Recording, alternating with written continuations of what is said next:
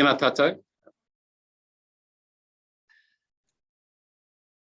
Tēnā rā tātou. Welcome to Hui 69 for the open session. In the usual way, we'll take the first three items together. So that's the apologies. So the apologies will record the absence of Bernadette and Dennis. Declarations of interest, if members have any declarations, and I haven't seen any for this Hui, and also keep your registers up to date with our management team, and also confirmation of minutes. As previously, I'll move resolutions and I'll ask for folk to second. So I'll move items 1 to 3, and if I could ask Zaylene to second. If you can indicate yes, thank you. All those in favour say aye. Against, abstentions, carried, thank you. Takes us to item 4, the Tūpuna Maunga Tamaki Makaurau Authority Draft Operational Plan 22-23. And kia ora, Nick. Tēnā koe, Mr. Chair, tēnā tātou Tūpuna Maunga Authority members. We're presenting the draft Tūpuna Maunga Authority Annual Operational Plan. As you're aware, this is a legislative requirement under the Ngā Mana Whenua Tamaki Makaurau Collective Redress Act in 2014 that we present an annual plan on an annual basis, obviously, for the Tūpuna Maunga Authority to approve, and then for it to be agreed upon by the Tūpuna Maunga Authority and the Auckland Council. You'll note also that we are partway through a long-term plan bidding process, so we are now the second year into the LTP bidding process, and this annual operation updates, I guess, where we were from last year's annual operation plan. In that respect, we have left any amendments to the annual operational plan from last year very light. We've corrected a number of made a number of minor adjustments, for example, to the names and positions of members of the authority. But in reality, the plan is very much the same as it has been since last year. And so we are presenting both the draft Tūpuna Maunga operational plan as well as the summary, which will be part of the long-term planning bid. I'll take the actual plan as read and invite members to ask any questions. Good, Nick. And just to introduce the discussion, 2 things that I wanted to add to. One is just to reinforce what you had said.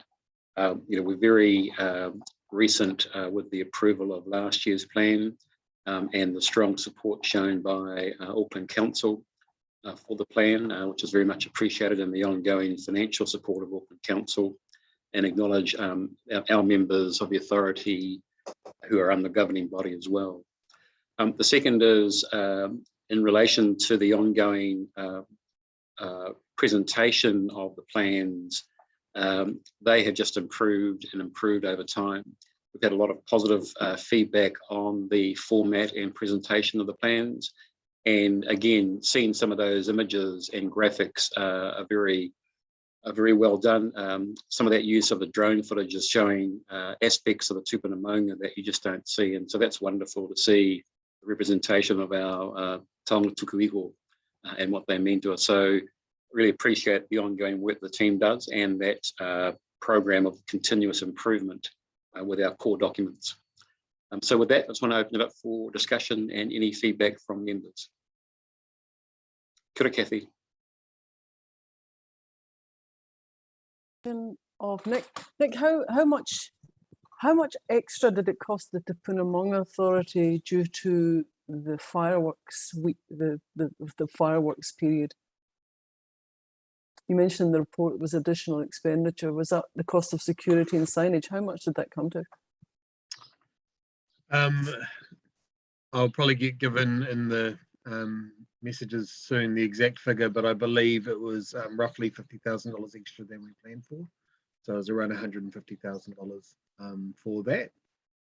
But again, money well spent, because we were able to have another year without fires. And by and large, the initiative is supported by local communities that engaged with our contractors on site. So yeah, one of them even received a cup of tea on the evening. So they did receive a lot of support. So it is, I think it's yes, money well spent, as well as it's supported by members of the community. And just to note, Nick, it's 2 years yesterday to the day that Efeso Collins and I went to the select committee to wave the pictures of the Maunga on fire in front of them. And nothing has happened since. Nothing. Noted. Sorry, kia ora, Josephine. Kia ora, Chair. Thank you. I know that when we are in this forum, we are members of the Tūpuna Maunga Authority, but also as a member of the governing body, I just want to offer my 100% support of what the Tūpuna Maunga Authority is doing in this operational plan on behalf of the governing body, along with Councillor Casey and Councillor Filipaina. So thank you for this work, your work. And yes, we are 100% unwavering support. Thank you. Kia ora, Josephine. Any other discussion? I will move the resolution, and Kathy, second. Thank you. All those in favour say aye, or show your hands or thumbs. Those against, abstentions, carry. Thank you. Takes us to item 5, the Tūpuna Maunga Authority Q1 report. And kia ora, Nick and Munian.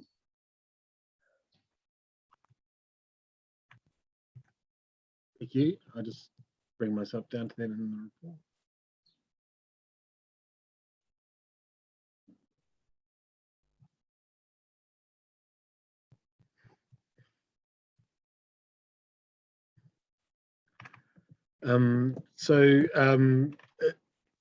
Relatively frustrating term for us for management staff. So obviously going back into alert level 4 in early August, mid-August, sorry, meant that, you know, it put a little bit of halt to some of the progress, in particular on our capital works program. But just a few things worth noting that as highlights.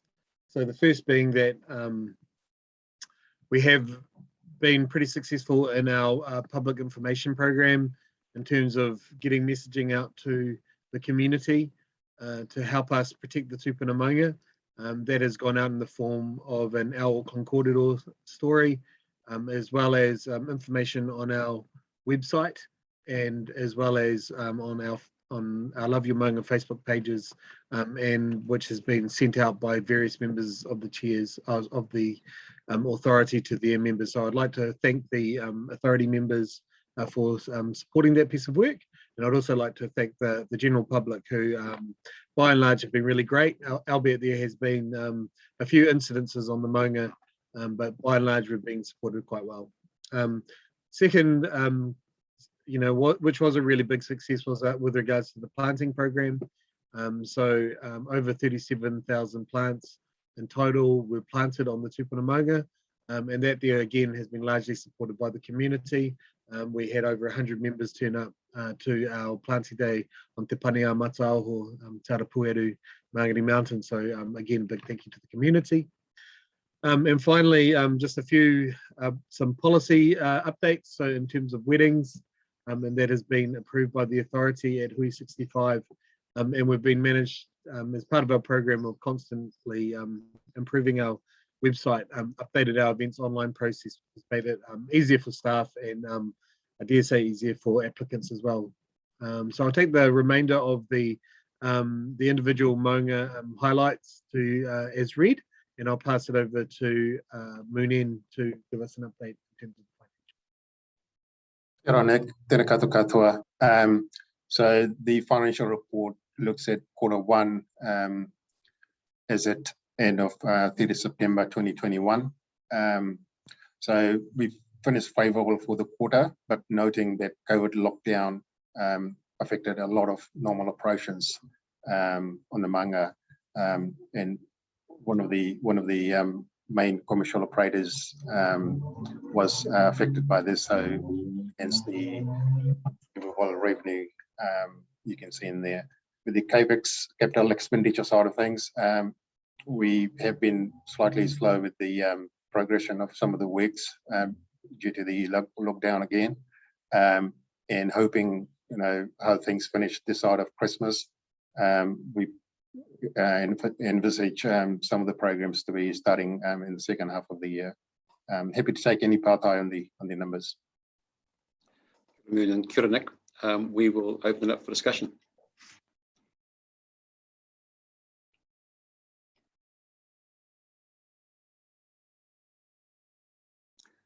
Acknowledging the kōrero in the workshop session, if there's no further discussion, I will move this matter, and I'll ask Chris to second.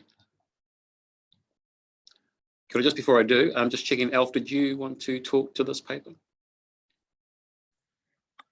Ka hore, love the report, and just kapai. Thank you. So all those in favour, if you can indicate in the usual way. Those against, abstentions, carried. Thank you. Takes us to item 6, Tūpuna Maunga management of fire risks. So just before Nick talks to this, just a reminder, so we are now entering another fire season, as they call it. This is a very important operational matter for the Tūpuna Maunga Authority.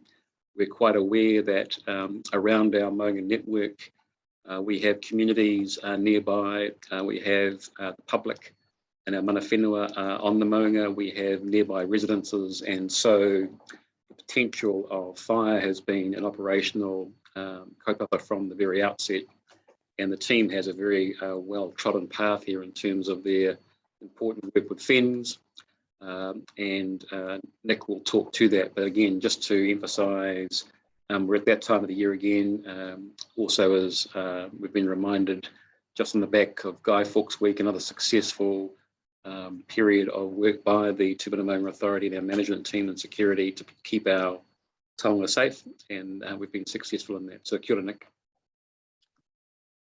Kia ora, Mr. Chair. So as the chair, as the paper reads, fire is one of our big health and safety risks, and it's something that we take seriously, and it's something that we have spent quite a lot of time in terms of making sure we get our processes right. So just as it points out in point number 4 on the paper, we go through a range of things to ensure that we are prepared. That includes a lot of team training, scenarios, also some formal training in that space. We have quite a extensive fire break mowing program, which covers all of the Maunga. And importantly, we work very closely with FENS to make sure that we're doing those as well as we can. And that includes going around and doing site visits and on-site audits of what's on site. So yeah, so that is part of the work program.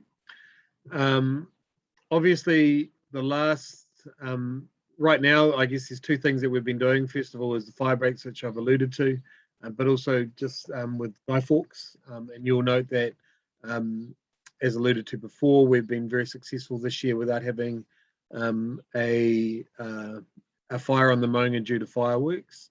And just a correction to the figure, we spent $133,000 on that particular operation this year, not 150,000, which was slightly above what I'd already estimated.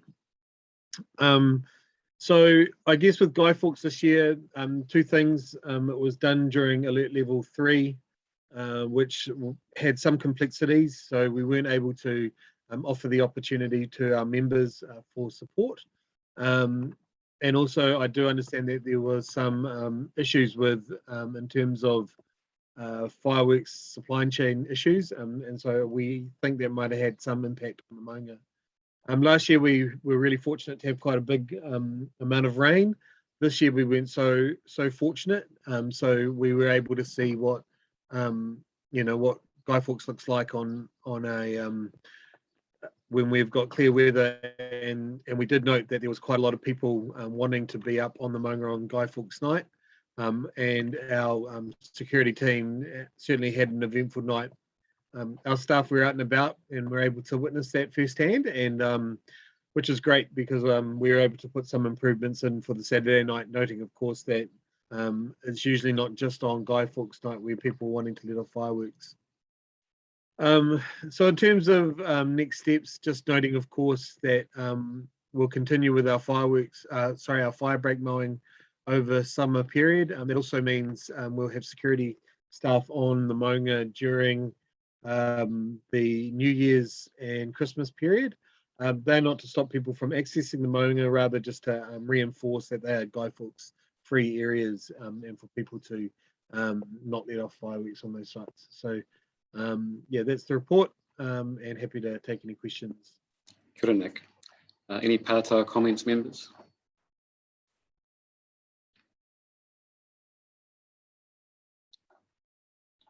Appears not. So I will move this paper, and if I can ask Tony to second. Thank you. All those in favour show your support. Thank you. Any objections, abstentions? No, thank you. So that's carried. Takes us to another important paper, the Maunga Tracks project update, and welcome in Liz. Kia ora, Liz. Kia ora tātou. Thank you, Paul. This is just a really brief report to update you all on the progress with the Tracks project as it's currently going ahead. Despite the fact that we had some lockdown issues and some material supply issues on account of COVID, things are still tracking and most projects will be finished by the end of summer 2022. The exception to that is the boardwalk and track upgrade at Te Tātua Ryukiuta, which is now complete, barring the installation of a handrail. And I'll just draw your attention to the images at the appendices of the report of some of those tracks and boardwalks and stair projects that are currently underway. Kia ora, Liz, thank you for that. As we've talked about previously, this is a really important part of our program. It helps protect and allow the Maunga to be restored in terms of taking the physical impact off the Maunga from some large amounts of foot traffic, especially for those well-visited Tūpuna Maunga. And also it's been done in a way that has the lightest footprint. So as we've seen in some of the imagery that's come out of Maunga Fo for the project there, also Te Tātua Ryukiuta, seeing those images is very pleasing. And it's going to be very important to see the outcome of the Māngere work as well, given the importance of that major project, and seeing some of the photos and the images here are very pleasing in terms of what these important capital projects allow us to achieve. So just open it up for any discussion by members.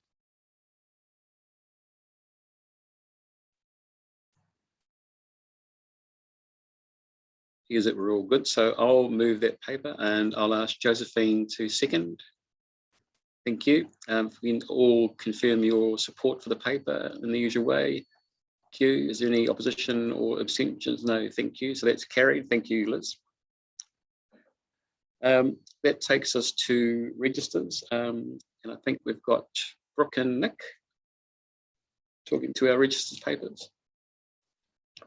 That's correct, and I'll just start off by talking with regards to the health and safety register, and I'll just go back to the Hui 68 and upwards, because those are yet to be reported to. Those incidents are yet to be reported.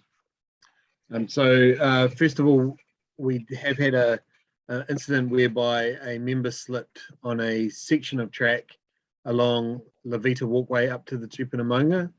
And this, unfortunately, is not the first incident where this has happened. The first incident happened last year, where we erected signage and barriers and closed that track off during the winter period. Unfortunately, the barriers and signage kept on being taken down and ripped off by members of the public, and that became very hard for us to maintain. So we eventually removed the barriers but kept signage up on the Maunga, but still that didn't stop people from removing it. What we've done to fix the incident in the short term is to reinstate the signage, and we'll be basically just monitoring that a lot closer than we have been of late. And also the long-term plan is just a reminder to the members of the authority that we have approved an upgrade to that track, and we're gearing up in terms of getting that track upgraded. You'll note in the tracks report, it says that we're currently going through the detailed design phase at the moment. So by winter next year, we're hoping that we will have at least received the resource consent, and we'll be looking at starting that work in the next financial. Also, apart from that, we've had someone who has basically disregarded our signage and has decided to go into the crater of Maunga Fo. Again, we've, there's very little we can do if people aren't going to obey signage.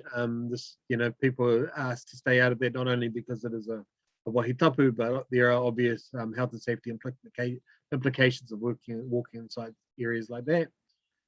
But we have just ensured that we've made sure that the emergency services has access to our to and from the maunga, so that they don't have to cut any of the locks or anything like that. And we're reaching out to the ambulance service just to make sure they have a good understanding. Obviously with attrition, sometimes that isn't updated time to time. Otahu, we've had an incident with the maintenance contractor was working at the gate where she was confronted by a couple in the early afternoon asking for why the gates were still locked. And obviously these types of things are happening slightly more regularly than we would require. I draw your attention again, there was an incident a little while back when a glass bottle was smashed in front of our contractor. So this here was why we've did that big campaign around, respecting people on the maunga, respecting our staff, and trying to respect the maunga. It's not their fault that the maunga were closed, it's just us reacting to the situation. The two other incidents we've actually undertaken some investigations on, both on Te Pania Matauho. One of them was where a pedestrian was clipped by a vehicle wing mirror as she was going up the maunga, and that was probably an unpleasant situation for both the contractor as well as the person. And it was, I guess, there's a little bit of miscommunication between the two of them, and it ended up being that the person on the maunga wasn't really aware that there was vehicles there. They didn't see the signage. They were also wearing some headphones and watching something on their phone. So that all exacerbated the incident. But at the same time, the contractor probably could have waited. So we've had a bit of a word with the contractor. We've asked them to put in spotters whenever they're doing vehicle movements. And there's also newer, bigger signage being installed. And that was a result of the incident investigation. The second one, of course, was the helicopter. Again, we've gone through an independent review of this using Auckland Council's park staff, just to make sure that we've got the right things inside our helicopter plans, our flight plans. It was noticed that the plans were pretty good. They've suggested some changes in formatting.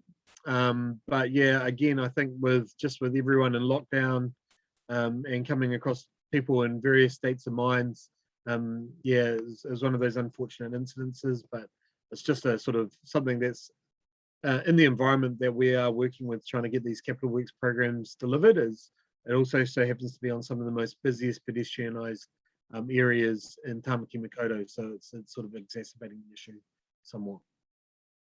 Kia ora, Nick, thanks for that coverage. And again, we'll just open up for any pātai or kōrero.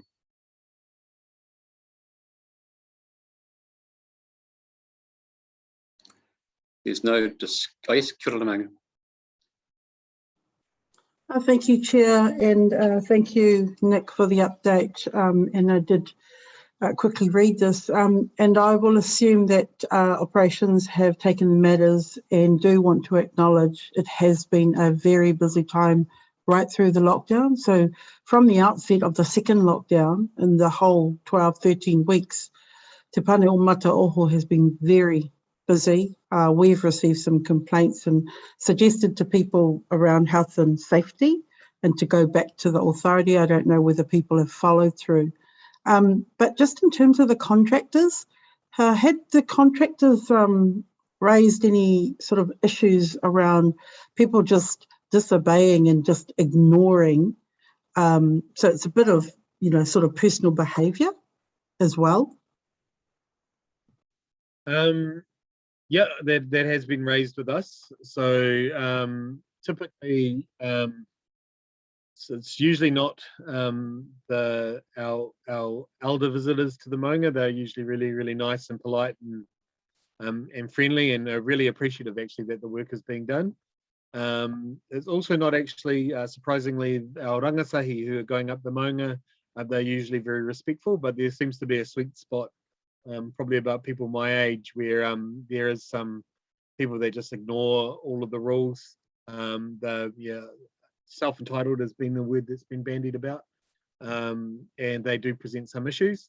Again, we can only really control what we do in our staff and what our contractors do, and we've concentrated on getting the right messaging out to people about being kind and following the rules, and just reminding them that our workers are just trying to do their job, and also to our contractors to say, hey, just be mindful that people are under a lot of stress at the moment. People are dealing with job losses, being cooped up inside, having to make hard decisions about their own personal health and safety, and in that regard, we're just trying to make sure that we are behaving appropriately.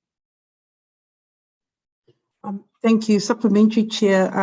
So just part of the work outside of the authority, the local board, I've picked up a little bit of intel via the police, who have had to speak to some individuals, but we do encourage that people have wanted to go hikoing, go for a walk with their families, but it has really increased the activity going up the Maunga, around the Maunga, and right throughout Mangere Bridge. So our people, it's been difficult. It's been really, really difficult for our people. So, but thank you for your mahi, ongoing mahi. Kia ora, Alf. Kapai. Okay. Any other discussion? Okay, I will move that paper, and Alf, will you second? Kapai.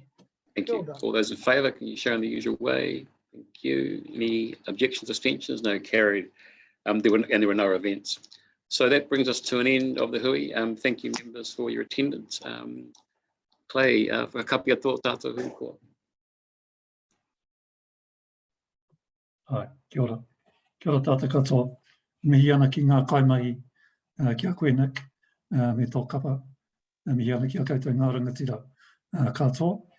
Kia pai tō koutou rā, kia haumaru, tō whānau. O reire e mihi ana. Mihi noi tātou, let us pray. Kia tātou katoa. Te atu whai tō tātou ariki i hukarauti, me te aroha o te atua, me te whiwhinga tahitanga ki te wairua tapu. Ake. Amini. Amini. Kia ora.